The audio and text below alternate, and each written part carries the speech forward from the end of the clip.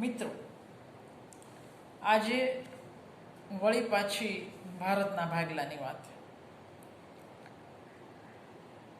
આ સમયગાળામાં સ્ત્રીઓ પર જે અત્યાચારો થયા હતા, જેને અમાનુષી અત્યાચારો કહેવું પણ બહુ ઓછું પડે છે, એ જે વરવું આખું ચિત્ર હતું મનુષ્ય જાતિનું, એક દુઃસ્વપ્ન, એની થોડાક લોકોએ વાત કરી છે. આપણે ત્યાં ગુજરાતીમાં કમળાબેન પટેલે મૂળ સોતા ઉખડેલા નામનું એક પુસ્તક લખ્યું, જે સ્મરણ કથા છે. એમણે આ બેઉ બાજુ હિન્દુ મુસ્લિમ સ્ત્રીઓને જે બગાડીને લઈ જવાયેલી અથવા તો સલામતીથી નીકળી જવા માટે ભારતમાંથી પાકિસ્તાન અથવા પાકિસ્તાનમાંથી ભારત આવવા માટે બહેન દીકરીઓ દ્વારા સોદા થયેલા કે અમને જવા દો તો બદલામાં આ, એટલે સ્ત્રી ફરી એકવાર બદલો લેવા માટેની અથવા તો છટકી જવા માટેની ચીજ બનાવી દીધેલી. તો કમળાબેન ઉપરાંત કમળાબેન પટેલે લાહોરની અંદર હિન્દુ સ્ત્રીઓની પુનઃ પ્રાપ્તિનું કામ કરેલું. તો બેગમ અનીસ કિડવાઈ એમણે દિલ્હીની અંદર મુસ્લિમ સ્ત્રીઓની પુનઃ પ્રાપ્તિનું કામ કરેલું. જેટલું અઘરું પાકિસ્તાનમાં રહીને કામ કરવાનું કમળાબેન પટેલ માટે હતું, એટલું જ અઘરું દિલ્હીમાં રહીને કામ કરવું બેગમ અનીસ કિડવાઈ માટે પણ હતું. ઉર્વશી બુટાલિયાનું એક પુસ્તક છે અધર સાઇડ ઓફ સાયલન્સ, એ પણ ક્યારેક વાંચવું, પણ એમના પોતાના કુટુંબના સભ્યોની એની અંદર વધારે વાત છે. પોતાની જમીન, પોતાનું વતન નહીં છોડવા માંગતા કેટલા બધા હિન્દુ ત્યારે લાહોરની આસપાસમાં ઇસ્લામ અંગીકાર કરી અને વતન નથી છોડવું, જમીન નથી છોડવું, ધર્મ છોડેલો. એ જ હાલત ભારતમાં પણ હતી. અમૃતસર, દિલ્હીની આસપાસ લાખો લોકોએ ધર્મ પલટો કરી અને હિન્દુ ધર્મ અપનાવેલો, પણ વતન છોડીને નથી જવું. એટલે તમે વધારે જુલમ કરેલા કે અમે વધારે જુલમ કરેલા એવું કહેવાનો કોઈ મતલબ જ નથી. કમળાબેન પટેલનું એક વાક્ય યાદ રાખવાનું છે કે આ સમયગાળામાં કોઈ પણ મનુષ્ય જે ન કરી શકે એવું બેઉ કોમના પુરુષોએ કરેલું. આની અંદર હિન્દુ પણ ઓછા નહોતા ઉતર્યા અને મુસ્લિમ પણ નહોતા ઉતર્યા, ઓછા જરાય. એ કમળાબેન પટેલે નોંધેલું છે. તો આપણે જ્યારે સાવ છૂછા જેવા વિષય પર એમફિલ પીએચડી કરતા હોય ત્યારે કેમ ક્યારેય કોઈ આવા પુસ્તકોની તુલના નથી કરતું? કમળાબેન પટેલ પાકિસ્તાનની અંદર હિન્દુ સ્ત્રીઓની પુનઃ પ્રાપ્તિ માટે કામ કરી રહ્યા છે અને સ્મરણ કથા લખે છે મૂળ સોતા ઉખડેલા. બેગમ અનીસ કિડવાઈ દિલ્હીના કેમ્પમાં કામ કરી રહ્યા છે અને એ જે સ્મરણ કથા લખે છે એનું નામ છે આઝાદી કી છાંવ મેં. મૂળ ઉર્દુમાં લખાયેલી, આમ તો એમણે ડાયરી 1949માં જ લખેલી, પણ એને પુસ્તક આકાર 1974માં છેક મળેલો અને એનું લિપ્યંતરણ એ પણ હવે તો છે.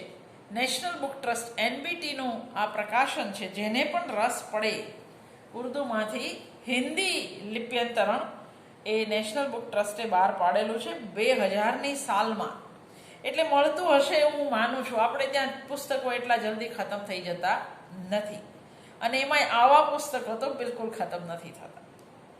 તો આજે મૂળ સોતા ઉખડેલાની વાત કર્યા પછી આઝાદી કી છાંવ મેં, ભારત વિભાજનને પરિણામે ઊભી થયેલી પરિસ્થિતિને ભલે યુદ્ધ કહેવામાં ન આવતે, પણ એ પરિસ્થિતિ યુદ્ધથી પણ વધારે ભયાનક હતી. 1947ના ઓગસ્ટ પહેલા અને પછીના મહિનાઓમાં આખા દેશમાં આભ ફાટવા જેવી હાલત હતી. આ સમયગાળામાં માણસે માણસ પર જે વિતાડ્યું, સ્ત્રીઓની જે અવદશા કરાય, એનો જોટો કદાચ દુનિયાના ઇતિહાસમાં નહીં મળે. સિરિલ રેડક્લિફે ભારતની ભૂગોળ જાણ્યા વગર માત્ર ધર્મના આધારે નકશા પર જે રેખા દોરેલી એણે એક ગામ, એક ખેતર અને એક ઘરના પણ 2 ભાગ કર્યા હતા. આ હકીકત છે. અને જેને આ હકીકતનું ફિલ્મીકરણ જોવું હોય એણે બેગમ જાન નામની ફિલ્મ જોઈ.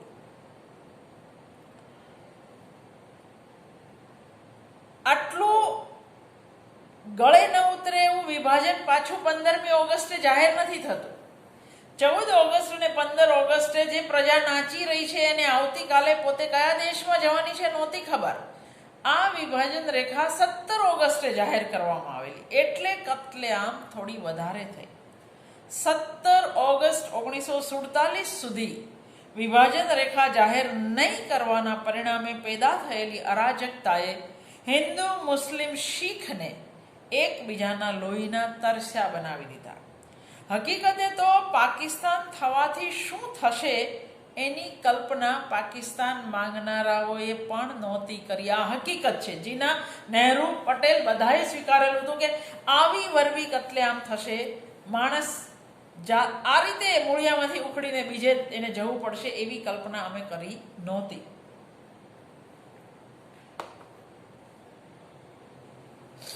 સદીઓના ઘરબાર, મોહલ્લા, વતન, સગાવાલા, જમીન જાયદાદ બધું છોડીને પહેરે કપડે ભાગવું પડશે એવું કોઈએ વિચાર્યું પણ નહોતું. બદલાનું વિષ ચક્ર જ્યારે પૂરજોશમાં ચાલ્યું ત્યારે બેઉ તરફથી ભાગનારાઓ સફાળા ભાગેલા. થોડું ઘણું સાથે લીધેલું એ રસ્તામાં લૂંટાઈ ગયું.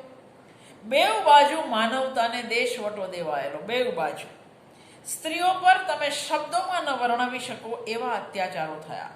આ અત્યાચારોમાં ધર્મ, કોમ, ઉંમર બધું જ ગૌણ થઈ ગયું. અને સ્ત્રી દેહ જ માત્ર મહત્વનો રહ્યો. અને આની અંદર એક પણ કોમની પુરુષ જાતને માફ કરી શકાય એમ નથી. કમળાબેનની અંદર શીખોના વિધાનો, હિન્દુના વિધાનો અને મુસ્લિમના વિધાનો છે. તમે જરાક ફરી એકવાર સાંભળજો, મેં એની વાત પણ વિગતે કરેલી છે. લગભગ 1 લાખથી વધારે સ્ત્રીઓ આવા અત્યાચારોનો ભોગ બની. સરહદની બેઉ બાજુએ ભોગ બની. બંને બાજુની સરકારો સફાળી જાગી. આ સ્ત્રીઓ અને બાળકો માટે કામ કરવું, બગાડી જવાયેલી સ્ત્રીઓને પાછી મેળવી એમના સ્વસ્થાને પહોંચાડવી, એ માટે બંને બાજુની સરકારોએ કેમ્પ સ્થાપેલા. અમાનુષી યાતનાઓનો ભોગ બનેલી સ્ત્રીઓના થોડાક ઘાર ઉજવવા, એમને એમના સગાઓને સોંપવા માટે જે બહેનોએ એ સમયે ભગીરથ સેવા કરી હતી એમાં મૃદુલાબેન સારાભાઈ, સુચેતા કૃપલાની, રામેશ્વરી નહેરુ, સુશીલા નૈયર, કમળાબેન પટેલ, બેગમ અનીસ કિડવાઈ, એ ઉપરાંત નામી અનામી ઘણી બધી બહેનો હતી અને ભાઈઓ પણ હતા. કમળાબેન પટેલ આવી સ્ત્રીઓ માટે લાહોર રહીને કામ કરે અને એના સંસ્મરણોને એ મૂળ સોતા ઉખડેલા ગ્રંથની અંદર આપણી સામે મૂકે. દિલ્હી તથા આસપાસના ગામડાઓમાં શરણાર્થીઓ માટે તથા સ્ત્રીઓ અને બાળકો માટે કામ કરનાર બેગમ અનીસ કિડવાઈ, એની સ્મરણ કથાનું શીર્ષક છે આઝાદી કી છાંવ મેં. કોઈ વિશિષ્ટ હોદ્દા કે સત્તા વગર સાવ ટાંચા સાધનો વડે થોડાક જ નિષ્ઠાવાળા લોકોની મદદથી કામ કરનાર, બેઉ બાજુ આ જ કામ કરનારની હાલત હતી. બેગમ અનીસે સ્વયંસેવક તરીકે કામ કરતા કરતા જે ડાયરી 1949માં લખી હતી તે 1974માં પુસ્તક રૂપે પ્રગટ થઈ અને છેક 2000ની સાલમાં એનો હિન્દી અનુવાદ આપણને પ્રાપ્ત થાય છે. મૂળ સોતા ઉખડેલા અને આઝાદી કી છાંવ મેં જેવી અનુભવ કથાઓ આપણને એક જ વાત સમજાવે છે કે માણસ જ્યારે ધાર્મિક ઉન્માદ અને કટ્ટરતાનો શિકાર બને ત્યારે એ હેવાન બની જાય છે, એની અંદરની માણસાઈ ખતમ થઈ જાય છે. આવી અનુભવ કથાઓ આપણને એ સમયના માહોલ વિશે, પ્રજાની અને અધિકારી વર્ગની માનસિકતા વિશે, રાજકીય પક્ષોની નિષ્ફળતા વિશે, ગાંધીજીના પ્રભાવ વિશે, ગાંધી મૂલ્યોના ધોવાણ વિશે, પ્રજાના નૈતિક અધઃપતન વિશે, ભ્રષ્ટ તંત્ર વિશે દસ્તાવેજી માહિતી પૂરી પાડે છે. ગાંધીજીના સાચુકલા અનુયાયીઓએ બેઉ કોમની પીડા ઓછી કરવામાં, બેઉ કોમ વચ્ચેના તિરસ્કારને ઓછો કરવામાં, જો ફાળો ન આપ્યો હોત, શાંતિ માટે, સહજીવન માટે લોકોને કહી શકાય એટલું જો ન કહ્યું હોત, તો ખબર નથી આ દેશનું શું થયું હોત. એ પણ આવા પુસ્તકો આપણને સમજાવે છે, જો સમજવું હોય તો. આઝાદી પછી તરતનું સપ્ટેમ્બર 1947નું ચિત્ર કેવું હતું? બેગમ લખે છે, દિલ્હીમાં ઠેર ઠેર ફરકાવેલા તિરંગા હજી તો મેલા પણ નહોતા થયા, ત્યાં તો એના પર લોહીના છાંટા ઉડવા લાગ્યા. ટેલિફોન ગાયબ, ટપાલ બંધ, રેલવે બંધ, પુલ તૂટી ગયેલા અને માણસ કીડી મકોડાની જેમ સડકો પર અને ગલીઓમાં મરી રહ્યા હતા, લૂંટાઈ રહ્યા હતા. मारकाट का इतना बड़ा तूफान शायद ही कभी हिंदुस्तान के इतिहास में आया हो. દિલ્હીમાં ગાંધીજીની હાજરી હતી છતાંય સ્થિતિ કેવી હતી? લેખિકા નોંધે છે, अक्टूबर नवंबर की दिल्ली खून में लिपटी हुई एक लाश जैसी थी, जिस पर सैकड़ों गिद्ध और चीले मंडरा रही थी. इस बुढ़े रखवाले की जरा नजर बचे या वे यहाँ से हटे और वे इस लाश की तिक्का बोटी कर डाले. कोई जगह सुरक्षित न थी, कोई दिल मुतमईन न था, किसी के होठ पर मुस्कुराहट नहीं थी, मोहब्बत का नामो निशान मिट चुका था, हर तरफ नफरत का बोलबाला था. અહીં જે કેમ્પના વર્ણનો છે તે મૂળ સોતા ઉખડેલા જેટલા જ ભયાનક છે. 1.5-2 મહિનાથી પહેરે કપડે જીવતા લોકો બધું ગુમાવી બેઠા હોય, મનની સાથે શરીર પર પણ ઘા પડેલા હોય. જેમને કારણે આ બધું થયું હોય તે લોકોને આસપાસમાં જુએ એટલે ભડકે. પાકિસ્તાનથી જે લૂંટાઈને આવ્યા, મિલકત ગુમાવી, દીકરાઓ મરી ગયા, દીકરીઓ જીવતે જીવ મરી ગયા જેવી આ બધાની સાથે કોણે કરેલું? મુસ્લિમો સાથે. મુસ્લિમોએ ત્યાં એમની સાથે જુલમ કરેલા. એ લોકો જ્યારે અહીંના કેમ્પમાં મુસ્લિમોને જુએ છે ત્યારે વિફરી જાય છે, પણ અહીં કેમ્પમાં જે મુસ્લિમો છે એમનું બધું જ લૂંટાઈ ગયું છે. એમની દીકરીઓની અસમત પણ લૂંટાઈ ગઈ છે, એમના દીકરાઓ પણ મૃત્યુને હવાલે થઈ ગયા છે. એ કરનારા અહીંના હિન્દુ હતા અથવા શીખ હતા. એટલે આ પ્રજા જ્યારે કેમ્પમાં એકબીજાને જુએ ત્યારે સ્વાભાવિક છે કે એમની આંખોમાં ખૂન ઉતરી આવવાનું છે. આ લોકો બેઉ બાજુ એટલા વિફરેલા હતા કે જો એક પળવાર માટે પણ મિલિટરી ખસે તો એકેય મુસલમાન દિલ્હીમાં જીવતો બચે એમ નહોતો. આપણા એ સમયના નેતાઓએ કેવી તો ભગીરથ કસોટીઓ આપી હશે એ આજે તમે આ ઇતિહાસમાંથી, આ દસ્તાવેજી વિગતોમાંથી ના પસાર થાવ તો નહીં ખબર પડે. નહેરુને ગાળ આપવી, સરદારને ગાળ આપવી બહુ સહેલી છે, પણ એમણે કેવા સંજોગોમાં ડગમગતી ભારતની આઝાદીની નાવડીને સ્થિર રાખેલી એ પણ ક્યારેક જોવું જોઈએ. ત્યાંથી બધું ગુમાવીને આવનારા શરણાર્થી કેમ્પમાં મુસ્લિમોને જોઈને કાળઝાળ થઈ ઉઠે છે. બંનેની હાલત લૂંટાયેલી જ છે અને છતાંય બરાડા પાડી પાડીને કહે છે એમની સાથે લાહોરમાં જે થયું તે બધું અહીંના મુસલમાનો સાથે થવું જ જોઈએ. ગાંધી નહેરુને આ ટોળા ગાળ દે છે. અહીંના મુસલમાનો પર કંઈ વીત્યું જ નથી. અમસ્તા મહાત્મા અને પંડિત નહેરુ આ બધાને મહત્વ આપે છે.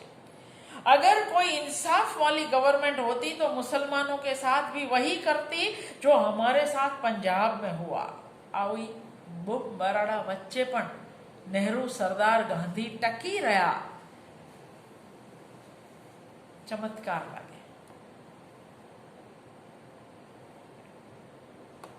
આ લોકોનો આક્રોશ ગળે ઉતરે એવો હતો, પણ આવા તપેલા વાતાવરણમાં જરાય પક્ષપાતી બન્યા વગર અહીં રહેવા માંગતા મુસલમાનોને પરાણે કાઢી ન મુકાય આવું કહેનાર, એના રક્ષણની વાત કરનાર ગાંધીની છાતી કેટલા ઇંચની હશે જરાક કલ્પના તો કરો.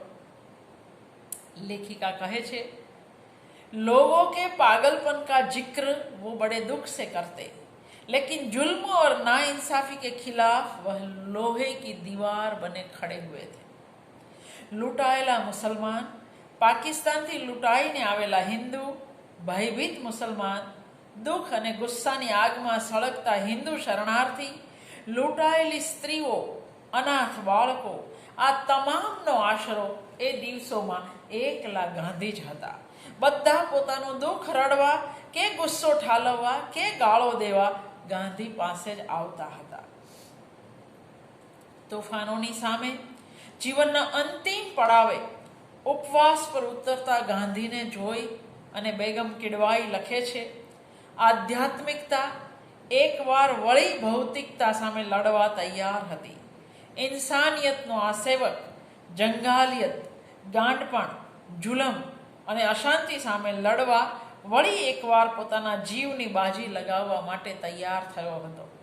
ને ગાંધીના ઉપવાસના પ્રભાવને જોઈ આપણને થાય કે ભલે નેતાઓએ ગાંધીને એકલા છોડી દીધેલા, પણ પ્રજાના વિરાટ સમૂહને તો હજુ પણ ગાંધીમાં અનન્ય કહી શકાય એવો વિશ્વાસ હતો. ગાંધીજી પોતાના સાથીઓને કેવી કસોટીએ ચડાવતા એ વાંચી આપણને આ અઢી હાડકાના ફકીર આત્માના તેજ અને તાકાત માટે અહોભાવ જ થાય. કાર્યકરો પાસે ગાંધી કેવી અપેક્ષા રાખતા? એક દ્રષ્ટાંત બાપુ કોંગ્રેસના કાર્યકરને પૂછે છે, જેટલા લોકો મર્યા એમાં કોંગ્રેસવાળા કેટલા હતા? પેલા લોકો ખચકાઈને જવાબ આપે છે, નહીં, મરવામાં તો એકેય નહોતા. તરત જ ગાંધી કહે, તો પછી તમે લોકો એવું કઈ રીતે કહી શકો કે તમે તોફાનો રોકવાની બહુ કોશિશ કરી? કોશિશ કરી હોત તો એકાદ બેને તો કંઈક થાત ને. સ્વાભાવિક છે કે આવા ગાંધી આઝાદી પછી કોઈના માટે કામના રહ્યા નહોતા. 1947ના ગાળાનો ભયાનક માહોલ યાદ કરતા લેખિકા નોંધે છે, इस वक्त वे खुशियां भी याद आ रही है इन हंगामों की खबरें सुनकर दोनों मजहबों के मानने वाले मनाते थे. એવું કહેનારા પણ હતા, કલકત્તામાં ભલે ભૂલ થઈ પણ નોઆખલીમાં તો આપણે બરાબરનો પાઠ ભણાયો. એક વૃદ્ધ છાપાના સમાચાર વાંચી ખુશખુશાલ ચહેરે કહી રહ્યો હતો, નોઆખલીમાં ભલે 300-400 આદમી માર્યા, પણ 4000 औरतોને આપણે મુસલમાન બનાવી દીધી. સામાન્ય માણસ તો ઠીક, પણ બુદ્ધિજીવીઓ પણ આ ક્રિયા પ્રતિક્રિયાના વિષ ચક્રમાંથી મુક્ત ન હતા. એક જાણીતા પત્રકાર સરકારની આવી નબળાઈ પર ગુસ્સે થઈને બોલે છે, ઈચ્છા તો એવી થાય છે કે એકેય મુસલમાનને જીવતો ન છોડો. અમારી સાથે જે કંઈ ત્યાં પાકિસ્તાનમાં થયું એનો બદલો જો અહીં ન લઈએ તો ફટ છે આપણને સૌને.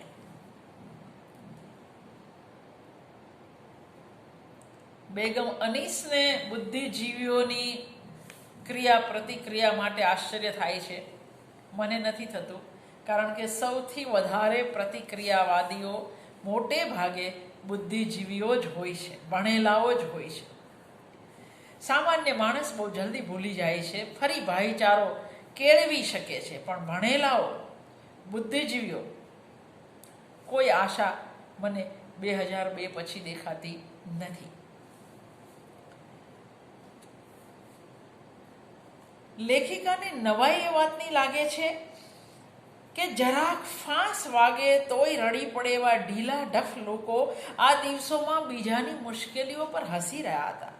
બંને ધર્મના ડાયા ભલા ભણેલા લોકોને પણ બદલાના આ વિષ ચક્રમાં ફસાયેલા જોઈ નિસાસો નાખતા લેખિકા વિચારે છે, હાય क्या हाल हुआ होगा जब बच्चे माओ की गोद से छीनकर जलती आग में झोंके गए होंगे, जब बेटियां माँ बाप से छीनकर बीवियां अपने शौहर से छुड़ाकर जबरन मजहब तब्दील करने पर मजबूर की गई होगी.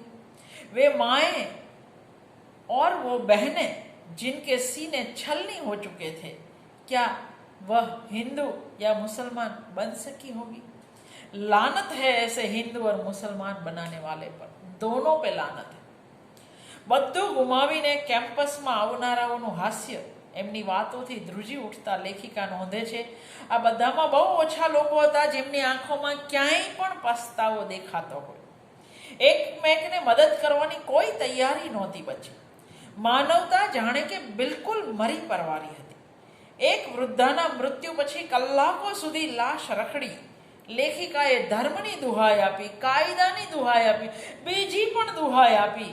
છેલ્લે પોતે કબર ખોદવા માટે ઉતર્યા ત્યારે બે ચાર જણા મદદ કરવા માટે ઉતર્યા.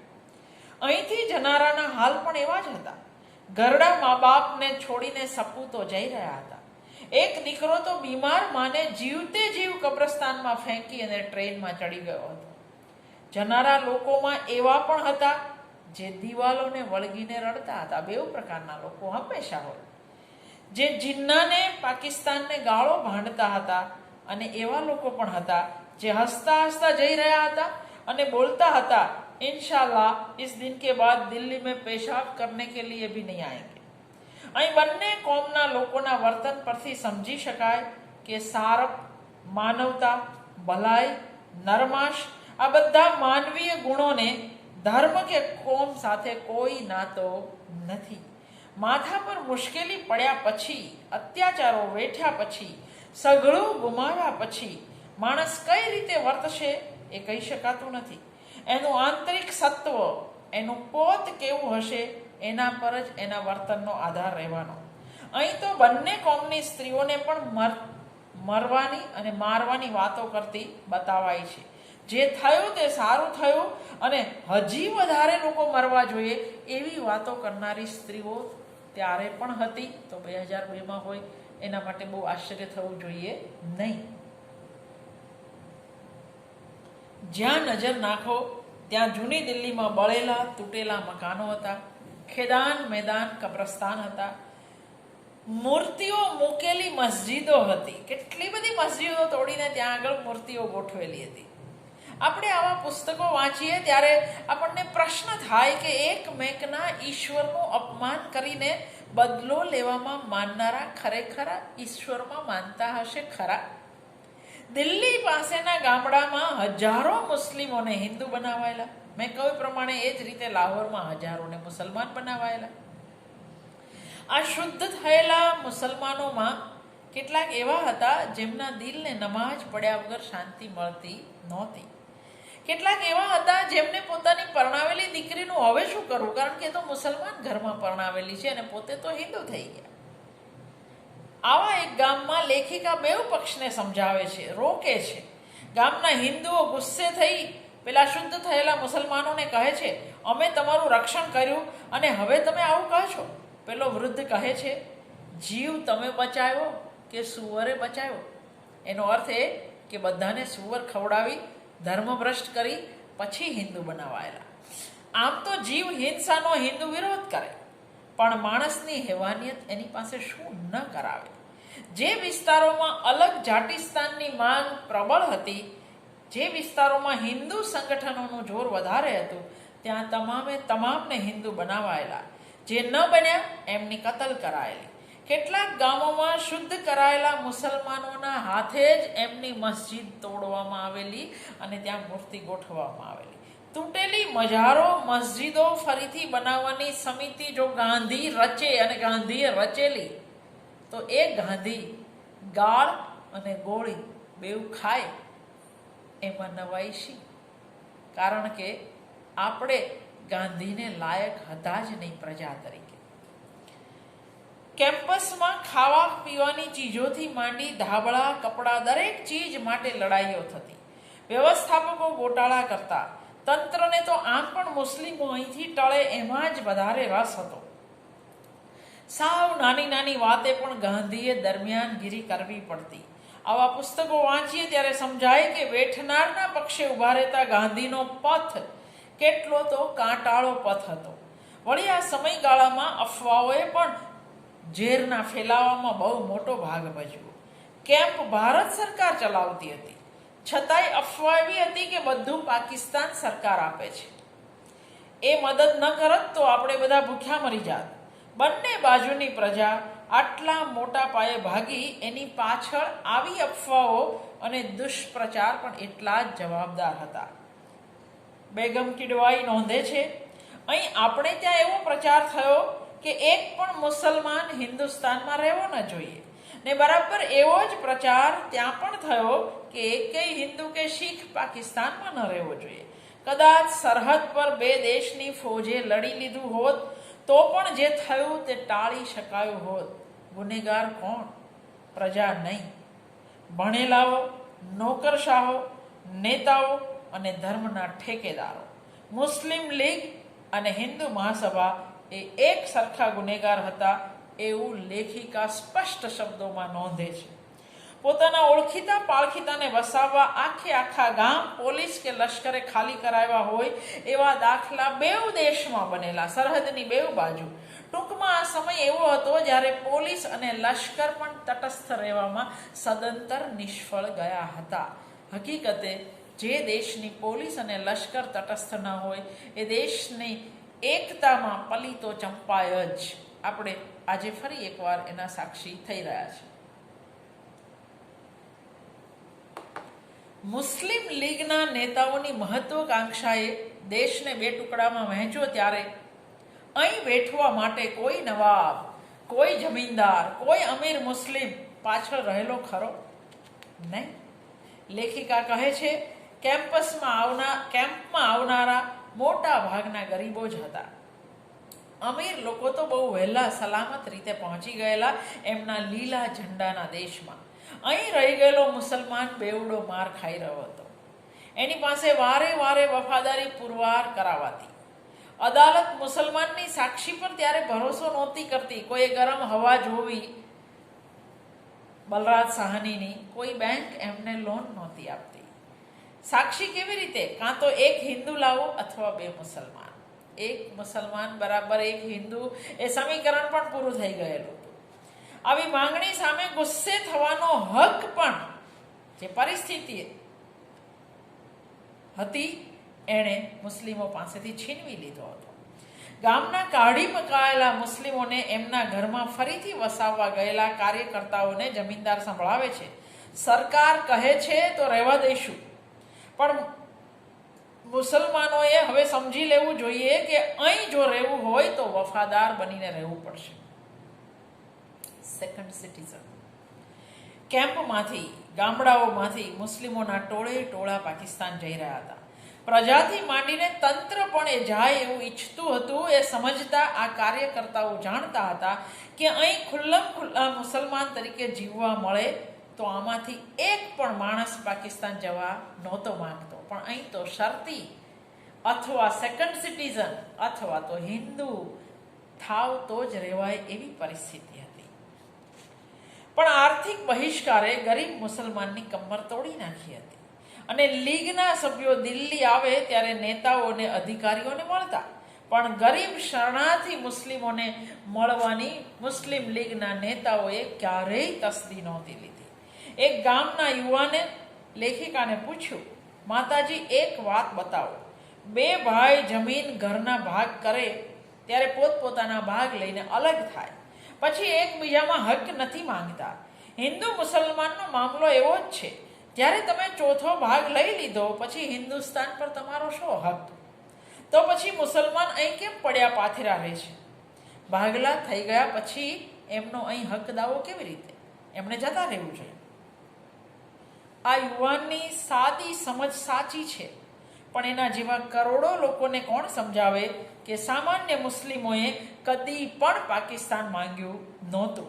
પાકિસ્તાન બનવા સાથે સામાન્ય મુસલમાનને કોઈ લેવા દેવા નહોતી, અને છતાંય પાયમાલ તો સામાન્ય મુસ્લિમ જ થયો.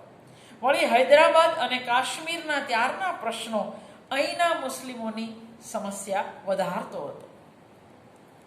ચોતરફ બેહાલીનો માહોલ હતો.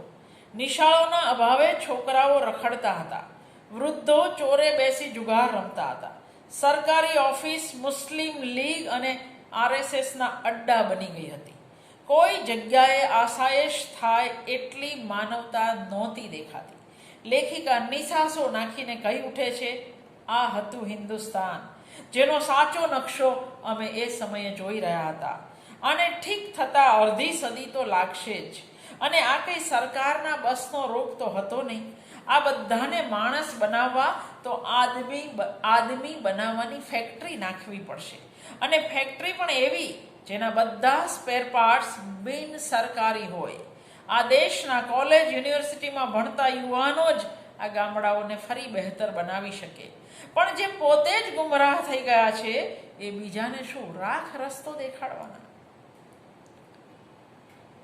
આ બધા લોકો આજે નથી જીવતા, એ બહુ સારું છે. 5-7 વર્ષના બાળકો મારવાની વાતો કરે છે, એ સાંભળી લેખિકા દુઃખી થઈ જાય છે. हमारे पूर्वज खूनी न थे, न डाकू थे, न चोर. उन्होंने कब हमारे अंदर इन गुनाहों के बीज बोए थे? આટલા નાના બાળકો મોતની મજાક ઉડાવે છે. એકમેકને તું હિન્દુ કે મુસલમાન એવું પૂછી રહ્યા છે. હિન્દુ કે શીખથી થરથર કાંપતા બાળકો આવતીકાલે કેવા મનુષ્ય બનશે? ये खूनी दिमाग, ये पत्थर दिल, ये मोहब्बत से अपरिचित बच्चे, ये सब कहाँ जाएंगे? તેઓ કબૂલે છે કે હું ન સમજી શકી કે આ પેઢી તો ડૂબી, ભવિષ્ય પણ ખતમ થઈ રહ્યું છે. આવનારી પેઢી તો આના કરતાં અનેક ગણી આંધળી હોવાની, અને જો અત્યારથી એને સંભાળવાની કોશિશ નહીં કરવામાં આવે તો બધું ઊંડા ખાડામાં જવાનું. અને આપણે જોઈ શકીએ છીએ કે ગાંધીના ખરા અનુયાયીઓએ આ સમયે બેવ કોમ વચ્ચેના તિરસ્કારને ઓછો કરવાની મહેનત ન કરી હોત, શાંતિ અમન માટે બેવ કોમના લોકોને દેવાઈ શકે એટલો ઠપકો ન દીધો હોત, તો ખબર નહીં આ દેશનું શું થયું હોત. શરણાર્થી કેમ્પ કેવા લોકોથી ઉભરાઈ રહ્યા હતા. અહીં મુલતાન, રાવલપિંડી, સિંધ, ક્વાટા, લાહોર વગેરે સ્થળેથી આવેલા લોકો હતા. તો બધા હિન્દુ, પણ તેઓ એકમેકને ઓળખતા ન હતા. તેઓ એકમેકની ભાષા પણ નહોતા જાણતા. એમને એકમેકની આંખની શરમ પણ ન હતી. પાકિસ્તાનથી આવતા હતા ભારતમાં વસવા માટે, પણ એમને અહીં બાંધી રાખનારું કોઈ તત્વ જ નહોતું. કારણ કે જે વિસ્તારમાંથી એ મુલતાની હતા, એ રાવલપિંડીવાળા હતા, એ સિંધી હતા, એ ક્વેટાના હતા, એ પંજાબી હતા. એમને એકમેક સાથે ભાષાનો નાતો પણ નહોતો. આપણે કેવી એબ્સર્ડ પરિસ્થિતિ કરેલી ધર્મના નામે ભાગલા પાડીને એ જોઈ શકાય. એમની લડાઈઓમાં સ્વાર્થની પરાકાષ્ઠા જોવા મળતી હતી.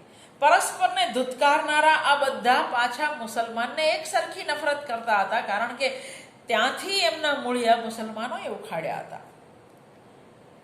આ તમામને સાંકળનારું એકમાત્ર તત્વ હતું, અને એ હતું નફરત. લેખિકા બહુ સાચું કહે છે. આ માહોલ જોઈને એ બોલી ઉઠે છે,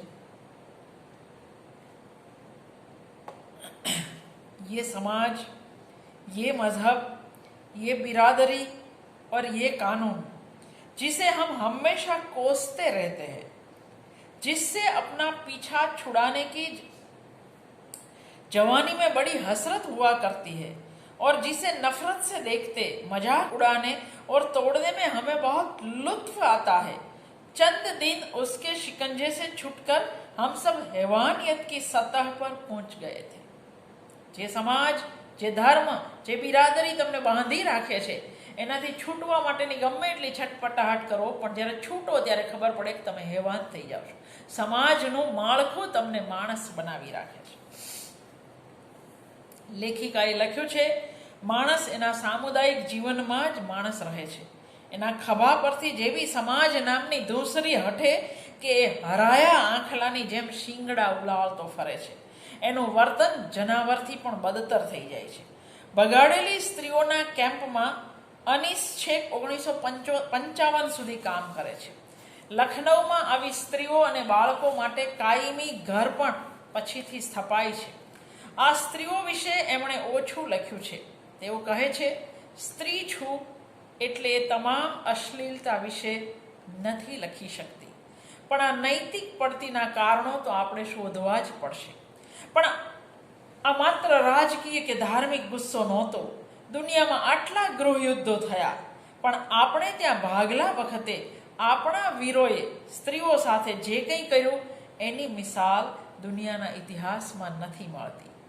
સ્ત્રીઓની છાતીઓ કાપીને ગુણોની ગુણો ભરી આપણે એક જગ્યાએથી બીજી જગ્યાએ ટ્રેનમાં રવાના કરેલી. જિન્નાને ભેટ નહેરુ તરફથી અને નહેરુને ભેટ પાકિસ્તાન તરફથી આપણને કોઈ શરમ આવી નહોતી. અમુક છોકરીઓના કિસ્સામાં મન કઠણ કરી પીડા સાથે કેટલાક નિર્ણયો લેવા પડતા, અને પરિણામે કામ કરનારાઓને પુષ્કળ ગાળો પણ પડતી. એ કમળાબેને પણ નોંધ્યું છે. આબ ફાટ્યું હતું ત્યાં થીગડા દેવા સિવાય બીજું કશું આમ પણ કરી શકાય નહીં એવી પરિસ્થિતિ હતી. માણસની હેવાનિયતના અહીં અનેક દ્રષ્ટાંતો છે. સ્ત્રીઓની નગ્ન પરેડ, જેની વાત કમળાબેને પણ કરી છે, નગ્ન નૃત્ય બંને પ્રજાઓએ કરાવેલા, સ્તન કાપવા કે ગુપ્તાંગોમાં ભાલા પરોવવા, છાતી પર ગાલ પર બળાત્કારીઓના નામ છૂંદડા છૂંદાવવા, ગુપ્તાંગ પર ઓમ લખવાના એટલા કિસ્સા હતા કે આ લેખિકા એક જગ્યાએ અકળાઈને બોલી ઉઠે છે, ये सब हाल देखकर जी चाहता है कि सब माएँ दुनिया की कोई ऐसी दवा खा ले जिससे कि अब 100 बरस तक इस देश में औरत पैदा ही न हो.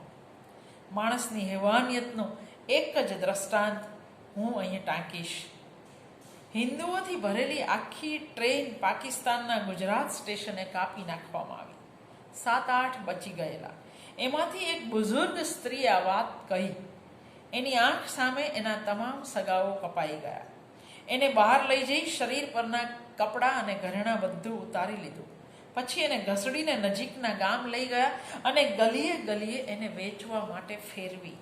50 વર્ષની સ્ત્રીને ખરીદવા માટે કોણ તૈયાર થાય? બધાએ મશ્કરી કરી. નરી હેવાનિયતના માહોલમાં 3 ગરીબ મુસલમાન આ સહન ન કરી શક્યા. ત્રણેય ભેગા થઈ રૂપિયા ભેગા કર્યા તો માંડ 15 રૂપિયા થયા. પેલા લોકો 20 રૂપિયા માંગતા હતા. હાથે પગે લાગી 15 રૂપિયામાં એ સ્ત્રીને મુક્ત કરી. 3 દિવસ પોતાના ઝૂંપડામાં રાખી એની સારવાર કરી અને પછી વાઘા બોર્ડર પર મૂકવા ગયા અને એના હાથમાં 5-7 રૂપિયા પણ આ ત્રણેય ગરીબ મુસલમાન મૂકે છે. માનવતા સાવ મરી નહોતી પરવારી એના બહુ બધા દ્રષ્ટાંત આ સમયગાળામાં મળે છે. એવા કેટલાય શીખ હતા જેમણે જાત ભાઈઓ સામે તલવાર તાણી મુસ્લિમ સ્ત્રીઓને બચાવી હતી. એવા કેટલાય મુસ્લિમ હતા જેણે જીવ પર ખેલી જઈ હિન્દુઓને કેમ્પ પર કે સ્ટેશન પર સલામત પહોંચાડ્યા હતા. માનવતા મરી નહોતી. હા, એની જ્યોત ચોક્કસ જ ઝંખવાઈ ગઈ હતી. ભારે પીડા સાથે લેખિકા નોંધે છે, હિન્દુસ્તાનની પ્રાચીન સમાજ વ્યવસ્થા તાર થઈ ગઈ છે. પહેલાં અહીં કેટલાક કાયમી નિયમો હતા. ઇન્સાનિયત માટે વિશિષ્ટ માપદંડ હતા. જાત ભાતની જાતિ ધર્મના લોકો અહીં વસતા હતા. ભલે વ્યક્તિગત જીવનમાં એમના ધર્મ, રીત રિવાજ, રહન સહન એકમેકથી ભિન્ન હતા, પરંતુ સમાજ માટે ભાઈચારો, ઇન્સાની બિરાદરી, નીતિ અને શિષ્ટાચાર સંબંધે કેટલાક સિદ્ધાંતો એમણે ઘડ્યા હતા.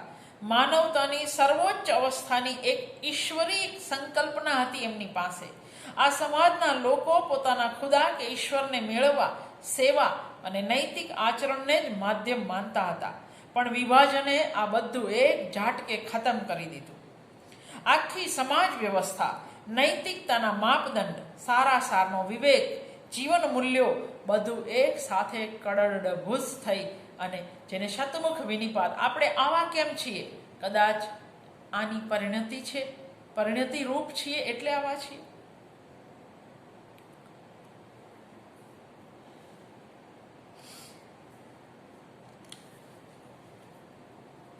લેખિકા કહે છે, લોકોની આંતરિક બનાવટમાં કંઈક ફરક આવી ગયો. ધર્મની બુનિયાદ ખોખલી થઈ ગઈ. સભ્યતા અને સંસ્કૃતિના પાયા હલબલી ગયા હતા. પ્રાચીન સમાજ વ્યવસ્થા ખતમ થઈ ગઈ હતી. અફસોસ માત્ર એટલો જ કે હવે જે સમાજ બની રહ્યો છે તે મનુષ્યનો સમાજ નથી, જનાવરોનું જંગલ છે. માણસની જમાત જંગલી જનાવરોના ઝુંડમાં પલટાઈ રહી છે. આપણે બધા આ સમાજની પરિણતિ છીએ એવું સમજાવે છે આ પ્રકારના પુસ્તકો. ઇતિહાસના પાનાઓ પર અંકાઈ ગયેલી આ લોહિયાળ દાસ્તાનના અંત ભાગે લેખિકા નોંધે છે, તસબી એટલે માળાના બધા પારા વિખેરાઈ ચૂક્યા છે. આ વિખેરાઈ ગયેલા પારાને ફરીથી એક દોરામાં પરોવવાની કોશિશ કરવાવાળો ગાંધી હવે જઈ ચૂક્યો છે અને એટલે આપણા સૌની જવાબદારી અનેક ગણી વધી જાય છે. કમળાબેન પટેલની જેમ જ બેગમ કિડવાઈ પણ ગાંધીવાદી કાર્યકરો, મૃદુલા સારાભાઈ વગેરેનો આભાર માને છે. કમળાબેન માટે લાહોરમાં કામ કરવું જેમ સામાપુરે તરવા જેટલું અઘરું હતું, તો ગાંધીવાદીઓ માટે પણ ભારતમાં રહી મુસ્લિમોની મદદ કરવી એટલી જ અઘરી હતી. સરકારી તંત્ર પક્ષપાતી હતું એવું નામ પાડ્યા વગર બેગમે અનેક વાર કહ્યું છે.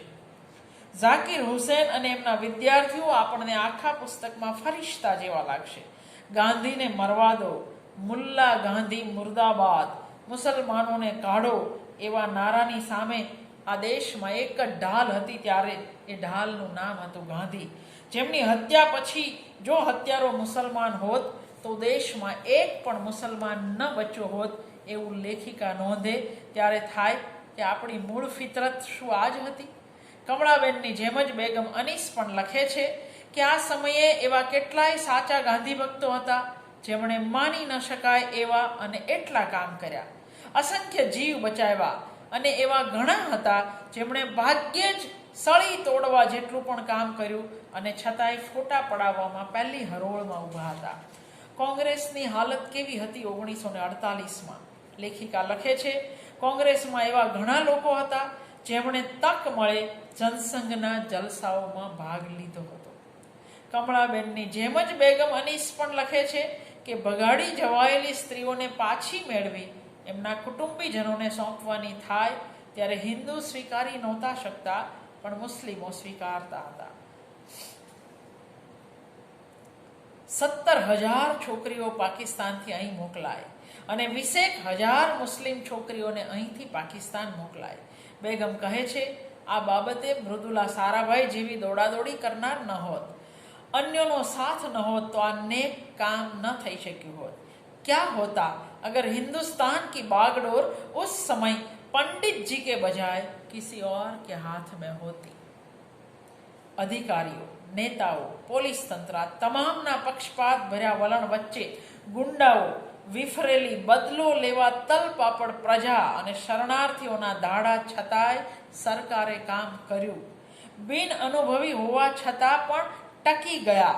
એ જોઈને લેખિકા કહે છે, हालात के तमाम पहलू और घटनाओं की अंधाधुंध रफ्तार देखकर तो कहना पड़ता है कि वाकई अपनी सरकार बड़ी सख्त जान थी जो तूफान के इतने थपेड़े खाकर भी जीती बच गई. किश्ती उल्टी पुल्टी भी नहीं, धीरे धीरे रफ्तार बढ़ा ही रही थी. એમની અભિવ્યક્તિની સચોટતા અને મજા માટે તો તમારે વાંચવું જ પડે. એક દ્રષ્ટાંત આપું. રાજ કરવાની ટેવ નથી, ધીરે ધીરે ફાવટ આવશે. અહીં તો આરંભે જ આપ ફાટ્યું. એના માટે કહે છે, સર મુંડાતે હી ઓલે પડ ગયે. તાલ કરાવી અને ઓલે એટલે કરા, તરત જ કરા પડ્યા તો શું થાય? કમળાબેનની અભિવ્યક્તિ સીધી સાદી છે, પણ બેગમ અનીસની કલમ તો અનેક વાર કવિતાના પ્રદેશમાં જતી રહી છે ને. એ બહુ જ કવિતાઓ એમને, બહુ શેરો શાયરી એમને યાદ છે. ઉર્દુના બહુ સારા વાચક છે, એટલે તમને પાને પાને શાયરીઓ પણ જોવા મળશે.